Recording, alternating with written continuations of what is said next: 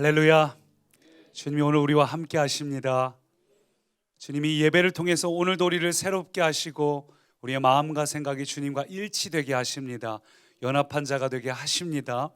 기대가 되시죠? 예. 우리 새해 첫 주일 예배니까 옆분들에게 다시 한번 마음을 담아서 새해 복 많이 받으세요. 앞뒤 좌우 모든 분들에게 새해 복 많이 받으세요. 하늘의 충만한 신령한 복으로 새해 복 많이 받으세요. 새해 첫 주일 예배입니다. 오늘 첫 주일 예배는 새로운 축복의 시작, 예수 그리스도라는 제목으로 요한복음 1장 말씀을 교독으로 읽습니다. 참 빛 곧 세상에 와서 각 사람에게 비추는 빛이 있었나니 그가 세상에 계셨으며 세상은 그로 말미암아 지은 바 되었으니 세상이 그를 알지 못하였고 자기 땅에 오매 자기 백성이 영접하지 아니하였으나 영접하는 자 곧 그 이름을 믿는 자들에게는 하나님의 자녀가 되는 권세를 주셨으니 이는 혈통으로나 육정으로나 사람의 뜻으로 나지 아니하고 오직 하나님께로부터 난 자들이니라.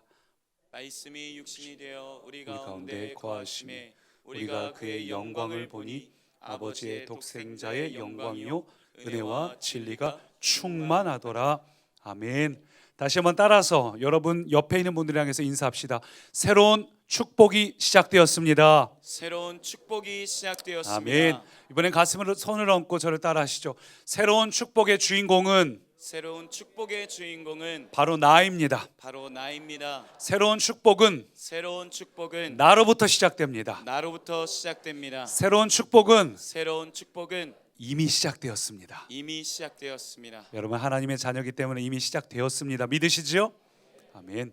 새로운 축복이 시작되었습니다. 우리가 올해 하나님께서 교회 공동체에게 새로운 축복으로 주신 말씀이 있죠. 우리 창세기 말씀을 같이, 저는 이 말씀을 아예 암송을 하셨으면 좋겠는데요. 한 목소리로 읽습니다. 요셉은 무성한 가지 곧 샘 곁에 무성한 가지라. 그 가지가 담을 넘었도다. 예, 기억하세요. 요셉은 무성한 가지다.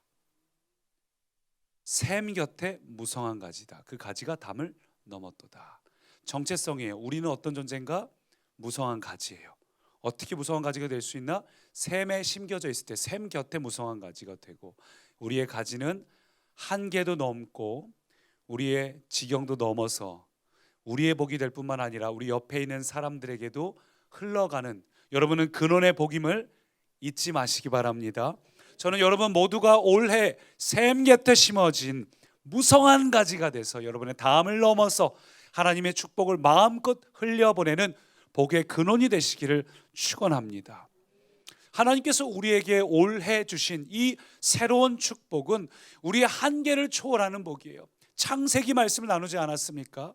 창세기 원래 우리는 어떤 존재였어요? 우리는 세상을 통치하고 다스리고 환경에 좌우되는 자가 아니라 환경을 주장할 수 있는 자, 환경을 지배할 수 있는 자로 사람을 지으셨습니다. 그래서 하나님께서 우리에게 주신 복은 환경을 통해 얻는 복이 아니라 오히려 환경을 다스릴 수 있는, 환경을 초월하는 복, 근원의 복, 우리의 모든 문제를 초월하고 여러분의 처한 상황들을 초월하는 왕의 자녀의 복, 이 복을 저와 여러분이 누리는 한 해가 될 것입니다. 믿으시죠? 아멘. 근데 이 엄청난 복을 하나님 우리에게 주셨다, 과거형이에요. 주셨다고 했는데, 근데 희한하게 많은 세상 사람들은 이 근원의 복을 구하기보다 환경의 복, 어떻게 하면 사람을 통해서, 상황을 통해서 내 문제를 해결할 수 있을까, 육적인 복을 얻기 위해서 많은 사람들이 애쓰며 살아가요. 여러분들 기억하십시오.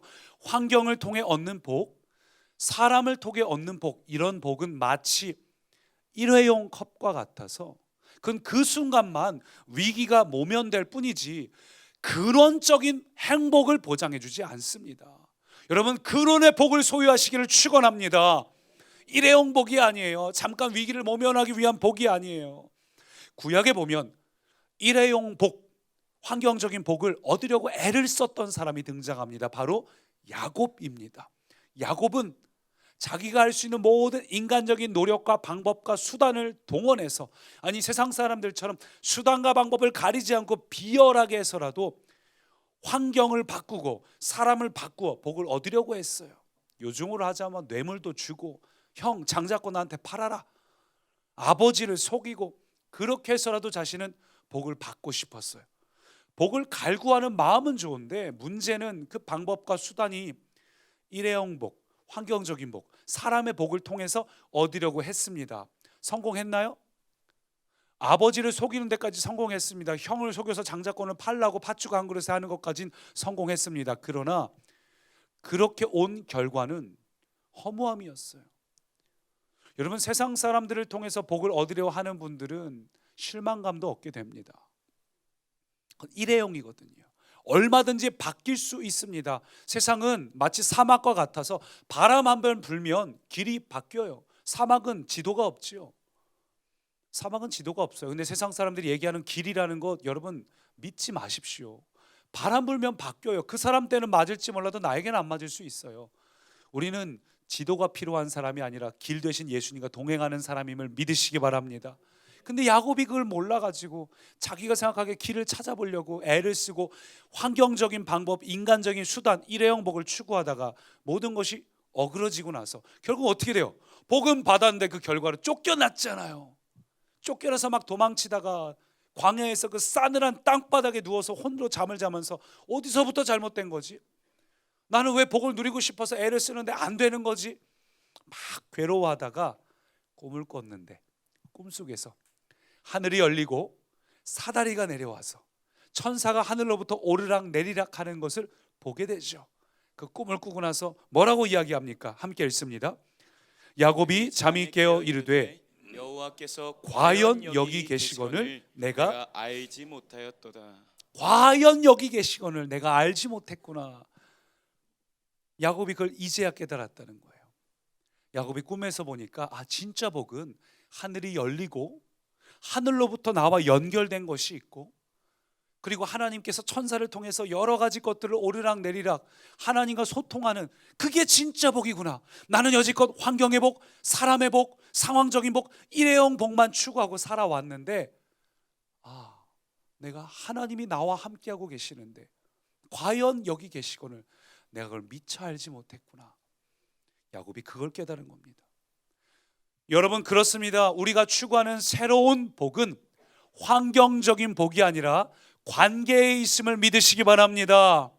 관계에 있다는 걸 야곱이 깨달은 거예요. 그래서 야곱이 마지막 유언으로 요셉에게 이야기하기를, 사랑하는 요셉아, 너는 반드시 무성한 가지가 될 거다. 너는 복의 사람이란 정체성을 심어줘요. 그런데 그 복은 샘 곁에 심기어진 무성한 가지여야 하고, 또한 그것은 그 복을 받았을 때 너의 담, 한계를 초월하는 너가 될 거야. 그 마음을 담아서 복은 관계에 있다. 환경이 아니라 소유가 아니라 샘, 관계에 있다. 그 얘기를 지금 해주고 있는 거예요. 여러분, 오늘 본문도 진정한 복이 무엇인지 알려주고 있습니다. 오늘 본문 12절 보니까 이렇게 말해요. 같이요. 영접하는 자 곧 그 이름을 믿는 자들에게는 하나님의 자녀가 되는 권세를 주셨으니. 아멘. 여러분, 이것이 참 놀라운 축복이에요. 새로운 축복은 환경의 복이 아닙니다. 근원의 복 대신 하나님과의 관계가 새로운 복임을 믿으시기 바랍니다. 물질이 아니라 관계에서부터 시작되는구나. 하나님의 자녀됨에서부터 시작이 되는구나. 여러분, 우리가 하나님과 올바른 관계를 맺으면 그 샘 곁에 깊이 심겨져서 공급받으면 우리는 반드시 무성한 가지가 됩니다. 열매를 무성하게 맺은 나무가 됩니다. 그럼 우리가 이 새로운 복을 누리기 위해서 반드시 기억할 두 가지가 있어요. 첫째, 한번 따라 하시죠. 예수님 때문에 시작된다. 예수님 때문에 시작된다. 모든 것은 예수님 때문에 시작이 돼요. 9절 같이 읽습니다. 참빛 곧 세상에 와서 각 사람에게 비추는 빛이 있었나니 그가 세상에 계셨으며 세상은 그로 말미암아 지은 바 되었으되. 본문은 각 사람에게 비추는 빛이 있다라고 이야기를 합니다. 근데 이 말씀을 뒤집어 생각해 보세요. 빛이 각 사람에게 비추었다는 거예요. 참 빛이 비췄다는 겁니다. 예수님이죠. 빛이 비추었다는 말은 전에는 빛이 있다는 말이에요, 없다는 말이에요? 없다는 말이에요. 빛이 없던 자에게 새롭게 빛이 비춰지는 상태를 말하는 겁니다. 여러분, 이 구절을 뒤집어 생각해 보면 세상 모든 사람은 어둠 가운데 있고 그들에게는 밝은 빛이 필요한 존재라는 이야기예요. 우리는 모두 어둠 가운데 있습니다. 어둠 가운데 있어서 내가 뭐가 문제인지를 몰라요. 문제가 뭔지를 몰라. 어둠 속에 있으니까 내가 어떻게 어떤 상태인지, 어디로 나가야 될지, 내 앞에 한 치 앞에 뭐가 있는지를 아무것도 보이지 않는 그런 어둠 속에 우리가 있어요. 어둠 가운데 있는 자는 스스로를 구원할 수 없습니다. 성경 표현대로 소경이 소경을 인도하지 말라는 것처럼 어둠 가운데 있는 자는 내가 뭐가 문제인지, 이 문제를 어떻게 해결해야 되는지를 도무지 알 방법이 없어요. 우리는 이 문제를 해결할 수가 없습니다. 내 힘으로는 어둠을 헤치고 나올 수가 없습니다. 그래서 누군가 나에게 찾아와서 빛을 비춰주셔야 됩니다. 오늘 사랑하는 꿈의 가정 여러분, 빛 대신 예수님의 빛이 여러분 가운데 비춰지기를 축원합니다. 오늘 본문을 보니까 이 예수님께서 캄캄한 어둠 가운데 있던 우리에게 찾아오셔서 빛을 비추셨다고 말하고 있어요. 우리는 어둠 가운데 있어서 뭐가 문제인지를 모르는데 주님께서 우리에게 찾아오셔서 이게 생명이야, 이게 빛이야, 너는 이 길로 가야 돼, 그걸 우리에게 보여주시는 거예요. 여러분, 이걸 발견하시기 바랍니다. 내가 어둠 가운데 있구나, 주님 나에게 빛을 비춰주십시오. 문제가 아니에요. 날 답답하고 힘들게 하는 환경이 문제가 아니에요. 빛이 비춰지지 않는 게 문제예요. 그래서 요한이 요한복음을 기록한 목적을 이렇게 말합니다. 같이요. 오직 이것을 기록함은 너희로 예수께서 하나님의 아들 그리스도이심을 믿게 하려 함이요, 또 너희로 믿고 그 이름을 힘입어 생명을 얻게 하려 함이니라. 아멘. 예수님이 어떤 분인지를 믿고 빛이 나에게 비춰질 때에 생명을 얻는다는 겁니다. 우리가 예수 그리스도 안에 접붙여질 때 우리는 생명력을 소유한 자가 됩니다. 그래서 새로운 복은 예수 그리스도 통해서, 예수 그리스도 때문에 시작이 된다는 거예요. 자, 그럼 예수님은 누구신가 한번 따라해 보시죠. 존재 이전의 존재다. 존재 이전의 존재다. 예. 우리가 지금 깊이 들어가야 될 대상인 예수님은 어떤 분인가? 그분은 존재 이전의 존재예요. 무슨 얘기냐면은 세상이 있기 전부터 존재라는 겁니다. 왜냐하면 모든 것은 하나님께서 말씀을 통해 지으셨고 이 말씀은 곧 하나님이요, 이 말씀 곧 예수 그리스도라고 했습니다. 그래서 예수님은 온 세상이 지어지기, 그 존재가 생기기 이전의 존재예요. 이전의 존재, 존재 이전의 존재. 다시 말해 우리 모든 존재들은 그분이 근원이고 뿌리입니다. 그분에게 다시 한번 접붙여져야지 우리 안에 생명력이 주어집니다. 지금 우리는 끊어진 상태는 생명이 없고 죽음이요 어둠입니다. 빛이 비추고 생명이 임해야 됩니다. 그래서 요한복음 1장은 예수님에 대해서 이렇게 이야기합니다. 태초에 말씀이 계시니라, 이 말씀이 하나님과 함께 계셨으니 말씀이 곧 하나님이시라. 만물이 그로 말미암아 지은 바 되었으니 함께요 지은 것이 하나도 그가 없이는 된 것이 없느니라. 예, 이 세상의 모든 존재는 하나님이 말씀하심으로 그 말씀이신 예수 그리스도를 통해서 우리가 지어졌다는 겁니다. 우리의 존재의 이전의 존재, 우리의 존재의 근원은 바로 예수님이에요. 그래서 예수님의 모든 것이 근본이요 근원이요 뿌리이기 때문에 여기서 끊어진 자는 죽음입니다. 죽음인지도 몰라요. 어둠 가운데 있기 때문에 끊어진 줄도 모르는 겁니다. 근데 예수님께서 우리에게 생명을 주기 위해 오셨다라고 아까 그랬죠. 생명을 주기 위해 오셨다는 것은 우리가 다시 한번 존재의 근원 되신 예수님께 접붙여지시기 바랍니다. 예수님 안으로 깊이 들어가시기 바랍니다. 모든 것의 뿌리가 예수님 때문에 시작되기 때문에, 우리의 존재가 예수님 때문에 시작되기 때문에 우리가 회복될 수 있는 방법, 생명 얻을 수 있는 방법은 주님과 연합하는 거예요. 주님, 나를 주님 품으로 안아주십시오. 연합하시기 바랍니다.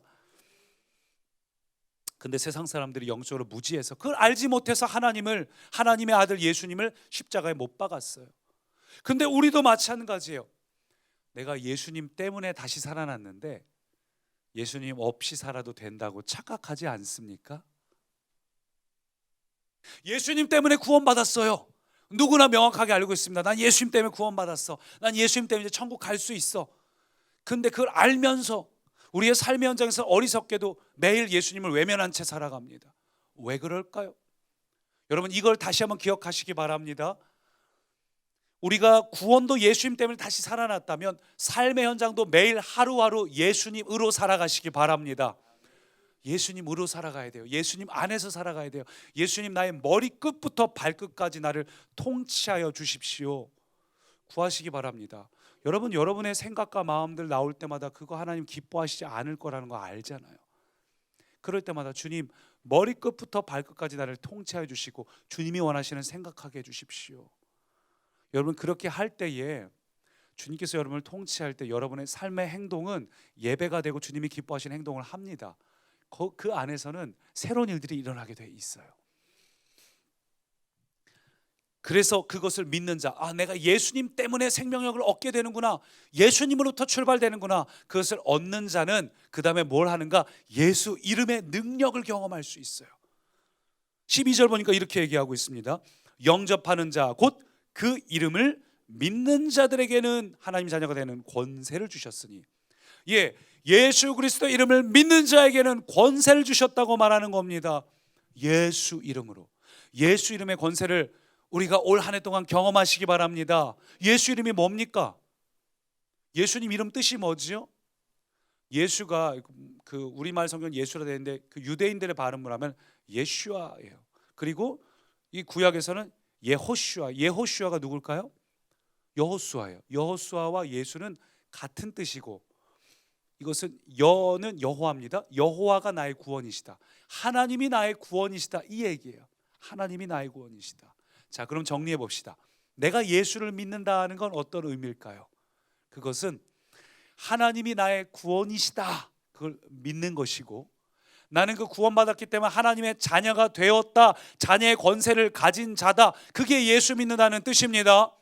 여러분은 하나님의 자녀입니다. 믿으십니까? 영접하는 자, 곧 그 이름을 믿는 자들에게는 하나님의 자녀가 되는 권세를 주셨습니다. 여러분은 하나님의 자녀입니다. 여러분이 하나님의 자녀면 그 다음에 하나님의 구원이 곧 나의 구원이 되었다는 사실도 믿으시기 바랍니다.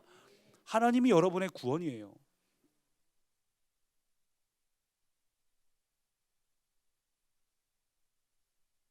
여러분, 그래서 우리가 예수 이름을 부르면 구원을 받습니다. 예수 이름으로 선포할 때 변화가 됩니다. 예수 이름으로 선포하십시오. 예수 이름으로 우리 앞에 있는 모든 환경을 향해 선포하십시오. 내가 하나님의 자녀고 그 예수 구원의 능력이 내게 임했으니까 여러분 예수 이름으로 선포하시기 바랍니다. 여러분이 예수님의 자녀이기 때문에 예수 이름으로 부를 때 구원받고, 예수 이름으로 기도할 때 응답받고, 예수 이름으로 선포할 때 능력이 나타나요. 여러분 믿으시기 바랍니다. 여러분이 예수 이름을 선포하면 어둠의 세력이 떠나갑니다. 그래서 예수 이름의 능력이 있기 때문이에요. 그래서 요한복음 14장은 이렇게 말해요. 너희가 내 이름으로 무엇을 구하든지 내가 행하리니 이는 아버지로 하여금 아들로 말미암아 영광 받게 하려 함이라. 14절도 내 이름으로 무엇이든지 내게 구하면 뭐라고요? 내가 행하리라. 여러분 믿으십니까? 예수 이름을 적극적으로 구하시기 바랍니다. 올 한 해 내가 누구지? 나 하나님의 자녀야. 나는 예수님 때문에 하나님의 자녀야.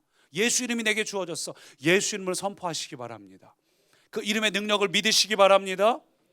사랑하는 꿈의 가족 여러분, 제발 야곱처럼 일회용 복 구하지 마시고 예수 이름을 부르시고 예수님께 도움을 청하시고 예수 이름의 능력을 경험하며 사시기를 바랍니다. 베드로도 예수 이름으로 기적을 행했어요. 사도행전 3장 6절 보니까 이렇게 말해요. 베드로가 이르되 은과 금은 내게 없지만 내게 있는 걸 너에게 준다. 그것이 뭐라고요?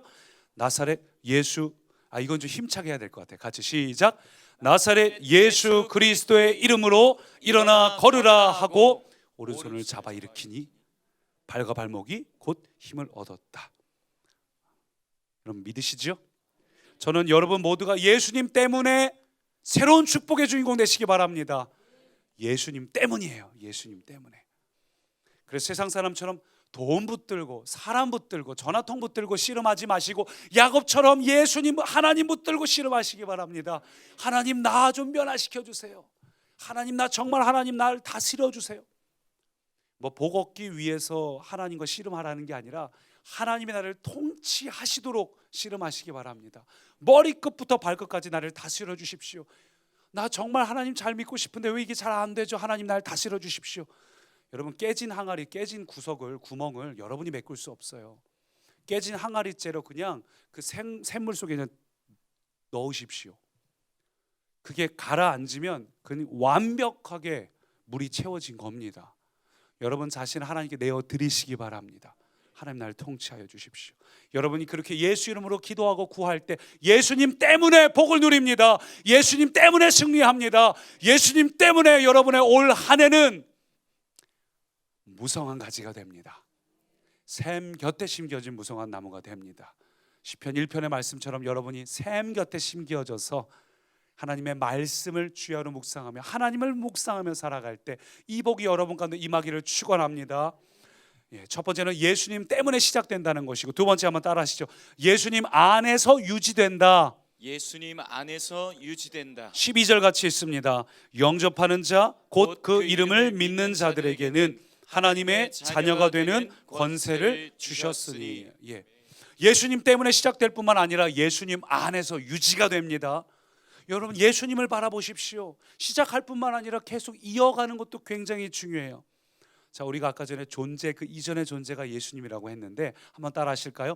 관계 그 이상의 관계. 관계 그 이상의 관계. 우리가 하나님의 자녀가 되었다는 건 관계 그 이상의 관계예요.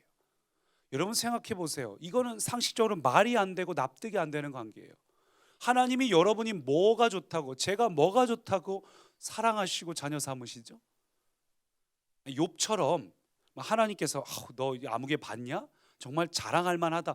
욥도 근데 사단이 좀 몇 번 찌르니까 결국은 욥이 자기 의로 살았다는 게 드러나죠. 근데 여러분 저희가 생각하기에 하나님 앞에서 우리가 어떤 존재일까요? 하나님이 자랑하는 존재일까요? 아니면 사단이 정죄하고 참수하는 존재일까요? 하나님 쟤 좀 봐요 좀. 아유 왜 사랑해요? 하나님께서 우리를 어쩌면 정죄하고 사단은 우리를 정죄하고 참수할지도 모르겠어요. 냉정하게 객관적으로 볼 때 우리는 하나님께서 왜 우리를 자녀 삼는지 모르겠습니다. 뭐가 이쁘다고 우리를, 자녀가 아니던 우리를 자녀로 삼으셨을까요? 우리가 옛날에 불렀던 찬양처럼 왜 날 사랑하나, 왜 날 사랑하나, 왜 주님 갈보리 오르셨나, 왜 날 사랑하나. 여러분 이 은혜를 깨달으시기 바랍니다. 서두에서 진짜 복은 무엇인가? 환경의 복이 아니라 관계의 복이라고 말씀드렸습니다. 여러분 우리는 하나님의 자녀가 되었습니다. 이게 모든 복의 출발이에요. 어떻게 날 사랑하시지? 그래서 우리가 이 존재, 관계의 복을 깊이 이해할 때 흔들리지 않고 유지할 수 있어요. 흔들리지 않고 유지가 됩니다. 제가 올해 신년 새해 말씀 카드 여러분 다 열어보셨죠? 혹시 못 열어보신 분들은 밖에 있습니다. 나가시는 곳에. 근데 제가 이 전도사님들 거 다 열어봤어요. 그랬더니 쭉 한번 봤더니 대부분이 너는 뭐 하라, 뭐 그러면 뭐 할 것이다. 근데 저는 그 이상이었습니다. 하나님께서 목사님을 편애하시나 뭐 그래도 생각 드셔도 어쩔 수가 없어요. 자랑 좀 할게요. 네가 들어와도 복을 받고 나가도 복을 받을 거라고. 엄청나죠? 야, 엄청나다. 그래서 막 너무 신나가지고 새벽 2시에 글 열어봤거든요. 저는 다 끝나고 와 너무 신난 거예요. 그리고 몇 시간 자고 이제 점심때 시무식이 있어서 다 같이 모였는데 저희 공주된 세종걸로 다 모이니까 꽤 많더라고. 교직원 전체가 모이니까. 그래서 뷔페 그 한 홀을 빌렸는데 홀에 꽉 차갖고 제가 그 바깥에 문 쪽에 테이블에 앉았는데 들어오는 이에게도 인사를 해야 되고 나가는 이에게도 인사를 해야 되고 밥을 입으로 먹는 건지 코로 먹는 건지 하나님이 이 말씀을 내게 심겨지라고. 들어오는 자에게 나가는 자에게 다 오랜만에 보잖아요. 안녕하세요만 하는 게 아니라 대화를 해야 돼. 한 2분씩. 정말 식은 것만 계속 먹었습니다. 근데 여러분 생각해 보세요. 들어와도 복을 받고 나가도 복을 받는다는 핵심이 뭘까요? 너니까 들어와도 복을 받고 나가도 복을 받는다는 거예요. 이 구절 앞쪽까지 보면 더 놀라워요. 네가 성읍에 있든지 들에 있든지 복 받을 거고, 네가 떡광주리를 하든지 뭘 먹든지 뭘 하든지 그 다 복이라는 거예요. 왜? 너니까. 이게 참 놀라운 복 아닙니까? 너니까 네가 뭘 하든지 복을 받는다는 거예요. 여러분, 들어와도 복을 받고 나가도 복을 받는다는 것은 존재의 복입니다. 존재의 복. 이게 우리에게 부어졌다는 거예요. 하나님의 자녀가 된 사람 모든 순간이 복임을 믿으시기 바랍니다. 모든 것은 합력해 선을 이룹니다. 이건 환경의 복하고 달라요. 세상 사람들은 환경과 조건이 맞아야지, 그래 내가 복 받았나 보네, 아직 내가 멀었나 보네, 내가 뭔가를 더 해야 되나? 아니요, 이미 여러분은 여러분 존재만으로도 복입니다. 그래서 그리스도인은 뭘 하든지 반드시 이게 합력해서 선을 이루게 돼 있어요. 흔들리지 않는 복, 존재의 복. 성경은 이 존재의 복을 언약이란 단어로 표현하죠. 아까 우리가 관계 그 이상의 관계라고 했는데, 이게 왜 관계 그 이상의 관계냐면 언약 때문입니다. 생각해 보세요. 아브라함이 하나님하고 언약을 맺을 때 어떻게 하셨죠? 하나님께서 아브라함은 재우시고, 마치 아담 재우듯이 재우시고, 쪼갠 짐승 사이를 홀로 지나가셨어요. 고대의 이 쪼갠 짐승은 이 언약을 지키지 않으면, 맹약을 지키지 않으면 쪼개 죽임을 당할 것이라는 의미인데, 그걸 하나님 홀로 지나셨어요. 무슨 얘기입니까? 너는 안 지켜도 나는 변하지 않을 거야. 그래서 관계 그 이상의 관계예요. 세상은 관계가 얼마든지 바뀌어요. 대상이 바뀌는 거예요. 사랑을 쏟는 마음이 있다 할지라도 대상이 바뀌게 돼 있어요. 그럼 너 됐어, 난 딴 사람. 그게 우리의 한계예요. 근데 하나님과 우리와의 관계는 우리가 어떤 모습이든지 간에 넌 나의 보배로운 자녀야, 주님 말씀하십니다. 관계 그 이상의 관계 믿으십니까? 관계 그 이상의 관계예요. 여러분, 그런데 이 관계는 이 땅에 오신 예수 그리스도 안에서만 유지가 됩니다. 이게 굉장히 중요해요. 요한복음 15장은 뭐라 말합니까? 내 안에 거하라, 나도 너희 안에 거하리라. 가지가 포도나무 안에 붙어 있지 않으면 스스로 열매를 맺을 수 없나니 너희도 내 안에 있지 않으면 똑같아. 복 이야기했잖아. 근데 아무리 복 얘기를 해도 너희가 내 안에 거하지 않으면, 그리스도 안에 거하지 않으면 그 복을 실제로 누릴 수가 없어. 실제로 누릴 수가 없어. 여러분, 그리스도 안에 거하시기 바랍니다. 이 존재의 복이라는 것은 하나님께서 나의 못난 모습을 사랑하시는 게 아니에요. 하나님은 공의의 하나님입니다. 하나님은 내 안에 계신 그리스도를 통해서 나를 사랑하시는 겁니다. 우리는 분명 연약하고 문제 있고 하나님 앞에 나갈 자격이 없는 자입니다. 그게 나의 옛 사람이에요. 그러나 내 안에 계신 예수의 영, 성령님, 예수님 때문에 하나님께서 우리를 보배롭다 말씀하시고 관계를 맺으시고 자녀 삼으시는 겁니다. 그래서 그리스도 안에 늘 거하는 게 중요해요. 아까 말씀드린 것처럼 깨진 항아리 같은 우리를 그 안에 그냥 던져 넣는 거예요. 그게 진짜 체험입니다. 저는 저와 여러분들이 그리스도 안에 거해서 모든 순간이 그리스도 때문에 시작이 될 뿐만 아니라 그리스도 안에서 이것을 계속해서 누리시기 바랍니다. 그리스도 안에 있을 때 우리가 진짜 형통을 경험합니다. 그냥 살지 마시고 꼭 생각하며 사십시오. 내가 이 하루를 살면서 주님과 동행하며 사는 것. 결국 그 모든 예배가 설명할 때 우리가 주제를 이야기하지만 다 하나로 뭉뚱그려진 거예요. 이 뭉뚱그려진 거에 한 면 한 면을 우리가 나누는 건데, 그리스도 안에 거한다는 건 늘 기도하는 삶이에요. 하루 종일 주님 생각하는 거예요.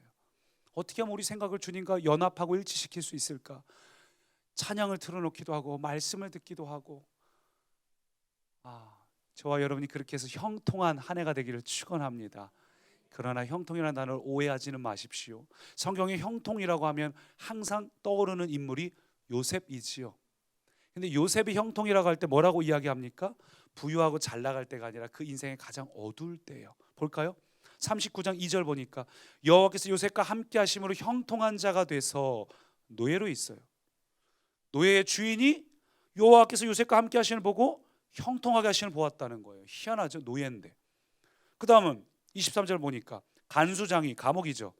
간수장이 보니까 여호와께서 요셉과 함께 하심이라 여호와께서 그를 범사에 형통하게 하셨더라. 참 희한하게도 성경이 형통을 이야기할 때 요셉이 가장 잘 나가는 순간이 아니라 노예로, 죄수로, 억울한데 더 억울해졌어요. 갑절로 죄수까지 되었으니까. 근데 그 순간이 형통하다고 이야기하여 뭐 때문에? 요셉과 함께 하심으로. 그와 함께 하심을 보며 그와 함께 하심이라. 여러분 무슨 얘기입니까? 진정한 형통은 환경이 아니라 예수님과 함께 하는 거예요. 그리스도 안에서. 저는 저와 여러분의 2020년이 그리스도 안에서 늘 임마누엘한 2020년 되길 소망합니다. 그래서 C.S. 루이스가 이렇게 얘기했어요. 하나님을 의지하고 사는 것은 매일매일 다시 시작해야 되는 일이다. 마치 전에 한 번도 하나님을 의지하고 살지 않은 것처럼. 그런 간절함, 갈급함, 뭐라고 바꿔 표현할까요? 우리가 결혼한 지 오래된 사람들이지만, 결혼한 지 오래된 분들도 마치 오늘이 첫 결혼한 지 다음 날 신혼인 것처럼 사실 그렇게 살아야 되는데 못 사는 거잖아요. 근데 이걸 의식하고 살면 그래도 내 마음 가운데 뭔가 좀 달라지는 게 있어요. 근데 의식하지 않고 살면 계속 서로에게 상처를 줘요. 저도 그럴 때가 있는 것 같아요. 이게 익숙해지는 거죠. 여러분 하나님께 익숙해지지 마시고 늘 새로우시기 바랍니다. 아침마다 새롭고 늘 새로우니 주의 성실이 큼이라. 주님은 한결같이 우리를 사랑하시니까 우리도 주님과 깊이 사랑하시기 바랍니다. 말씀을 마무리하며 한 인물을 소개하고 싶어요. 우리 옛날 분들은 시인과 촌장이라고 해서 아실 텐데, 옛날 분이라 죄송합니다. 얼마 전 분은 하덕규 씨 있죠. 그분이 굉장히 인기를 많이 얻고 그 인기 때문에 뭐 대마초 구설수에 오르기도 하고 뭐 기본적으로 술 담배 여자들 이러면서 즐겼어요. 인생을. 인기가 많으니까 자기는 내 마음대로 살아간다 생각을 했습니다. 그런데 어느 날 누나 때문에 할 수 없이 따라간 교회에서 자기가 아무 문제가 없는 줄 알았는데 돌이켜보니까 자기가 문제가 많다는 걸 깨달은 거예요. 하나님의 빛이 자기에게 비추니까 이전에 어둠 가운데 알지 못했던 자기를 깨닫고 쓴 노래가 뭘까요? 가시나무예요. 가시나무. 가사를 한번 볼까요? 불러드리고 싶지만 이게 나이가 젊은 분들은 조성모 노래로 생각이 날 거고, 내 속엔 내가 너무도 많아서 당신의 쉴 곳이 없네. 내 속엔 헛된 바람들로 당신의 헛된 바람이 많다는 거예요. 내 어둠이 당신의 쉴 자리를 뺏고 내가 이길 수도 없는 슬픔이 있어서 가시가 무성한 가시나무 숲, 새들이 와서 깃들 수도 없는 숲, 남들이 와서 쉴 수도 없는 숲, 이 가시나무가 바로 나구나. 여러분 하덕규 씨가 그걸 깨달았다는 거예요. 난 내가 괜찮은 줄 알았어요. 난 내가 아무 생각 없이 그냥 인생을 잘 살아왔어요. 근데 예수님의 빛이 내게 비추니까 내 안에 가시가 무성한 나도 모르게 자꾸만 남을 찌르고 있는 본의 아니게 누구를 괴롭게 하는 힘들게 하는 쉼을 얻지 못하고 곤고한 문제가 문제인 줄도 모르고 살아가는 그걸 깨달은 겁니다. 가시나무 같은 자신을 깨달은 거예요. 그리고 그런 가시나무가 예수님을 만났습니다. 사랑하는 꿈의 가족 여러분, 올 한 해가 시작되는 이 시점에 우리에게 가장 필요한 건 빛이 우리 가운데 비치는 것입니다. 내 진짜 문제가 뭘까? 환경이 아니었구나. 모든 것은 예수님 때문에 시작이 되는 거고 예수 안에서 유지되는 것인데 내가 그걸 놓치고 살았구나. 여러분 이것을 잊지 마시고, 하나님은 어떤 분인가? 그분은 존재 이전의 존재, 우리의 근원이시고 그분은 관계 이상의 관계, 우리를 영원토록 신실하게 사랑하는 분이기 때문에 내가 그 예수 그리스도로 말미암아 살아가기를 결단하시기 바랍니다. 주님 머리끝부터 발끝까지 나를 다스려 주십시오. 그리스도 안에서 살아가시기 바랍니다. 그리고 그 안에 예수 이름의 능력으로 살아가시기 바랍니다. 그럴 때 여러분은 담장을 넘는 축복의 주인공이 바로 여러분입니다. 한번 따라 하실까요? 내가 새로운 축복의 주인공이다. 여러분 그럴 때 여러분 예수님 때문에 그 무성한 가지가 되고 예수님 안에서 풍성한 열매를 맺으시기를 주님의 이름으로 축원합니다. 우리 반주를 들으면서 함께 합심으로 기도할 때 주님 이 시간 우리에게 빛을 비춰주셔서 예수 안에서 예수님 때문에 예수로 말미암아 살아가는 우리가 되고 싶습니다. 빛을 비춰주셔서 오늘 이 시간 내가 주님과의 관계가 어떻게 소원했는지, 내가 예수님 때문에 구원받았다고 말하지만 막상 내 삶에 예수의 흔적이 없다는 사실을 깨닫게 하여 주시고, 오늘 내게 가장 필요한 큰 축복은 예수님 때문에 이 복이 시작이 되고 예수님 안에서 이 복을 누리며 살고 싶다고 여러분 같이 합심으로 기도합시다. 살아계신 주님, 이 시간 우리에게 빛을 비추어 주십시오. 살아계신 주님, 이 시간 우리에게 빛을 비추어 주십시오. 오 주님, 이 시간 우리에게 빛을 비추어 주십시오. 하나님, 우리를 깨닫게 하여 주십시오. 내가 가시나무, 내 안에 가시가 너무 많아서 주님 빛을 비춰주십시오. 예수님 보혈로 나를 정결케 씻어주십시오. 예수님 나를 새롭게 하여 주십시오.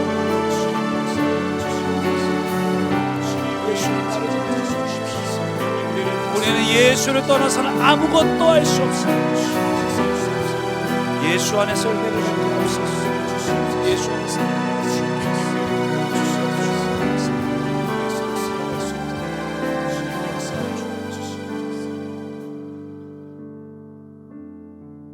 살아계신 하나님, 우리가 예수를 떠나서는 아무것도 할 수 없는 존재입니다.